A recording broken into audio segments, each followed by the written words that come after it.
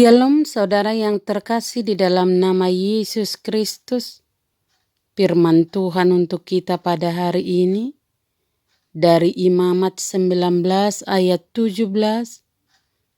Janganlah engkau membenci saudaramu di dalam hatimu, tetapi engkau harus berterus terang menegur orang sesamamu. Dan janganlah engkau mendatangkan dosa kepada dirimu karena dia. Kasih sayang dan belas kasihan adalah sifat Allah.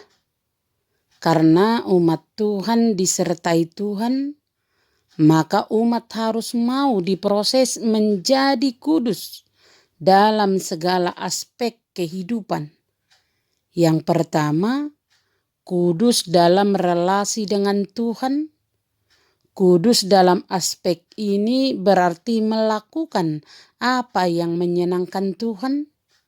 Yang kedua, kudus dalam relasi dengan sesama manusia. Kudus dalam aspek ini berarti melakukan kebaikan untuk sesama sesuai dengan karakter Tuhan. Para nabi mengajarkan setiap orang yang mengalami belas kasihan Allah dalam hidupnya wajib menunjukkan belas kasihan itu kepada orang yang membutuhkannya, terutama anak yatim, janda dan orang asing, orang miskin dan orang malang. Hati Yesus kerap kali terguncang oleh belas kasihan. Dan ia menyuruh murid-muridnya menunjukkan belas kasihan kepada orang lain yang membutuhkan pertolongan mereka. Belas kasihan mereka harus serupa dengan belas kasihan Tuhan Yesus, yaitu bertindak dengan mengorbankan diri. Sebab orang yang murah hati akan beroleh kemurahan.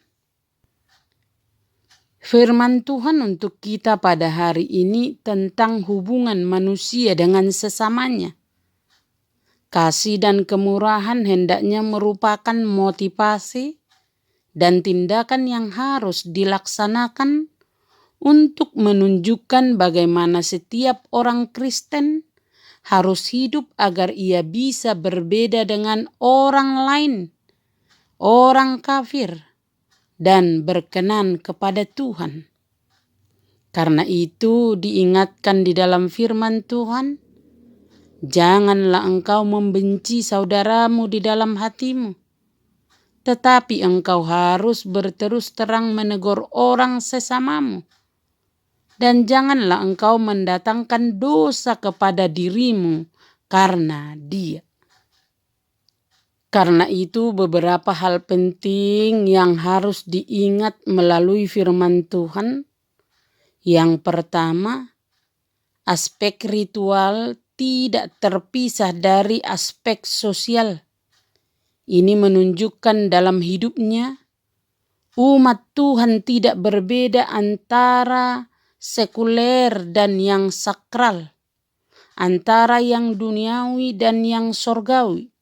Semuanya harus dikuduskan demi Tuhan. Yang kedua, perintah mengasihi sesama manusia meliputi sesama orang beriman dan semua orang asing yang tinggal di antara umat Allah, tanpa membeda-bedakan tua muda, miskin kaya, kulit putih dan hitam. Yang ketiga, tuntutan hidup kudus tidak cukup hanya pada tataran tindakan, tetapi juga harus sampai ke akar motivasi.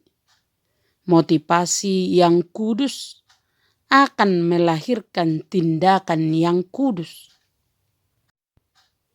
Oleh anugerah Tuhan, kita telah diselamatkan dari hukuman dosa. Atas anugerah itu pula lah, kita disertai dalam kehidupan sehari-hari untuk dapat hidup kudus.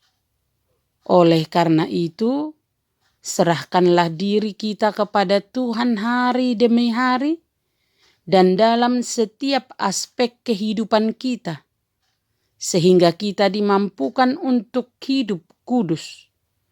Tuhan Yesus meninggalkan teladan bagi kita bagaimana hidup kudus. Dia juga contoh bagi kita untuk saling mengasihi sesama manusia dengan kasih dan kebaikan yang sama bagi semua orang. Terimalah berkat Tuhan, kasih karunia dan damai sejahtera dari Allah Bapa kita dan dari Tuhan Yesus Kristus menyertai saudara sekalian. Selamat beraktivitas, salam sehat selalu, Tuhan Yesus memberkati.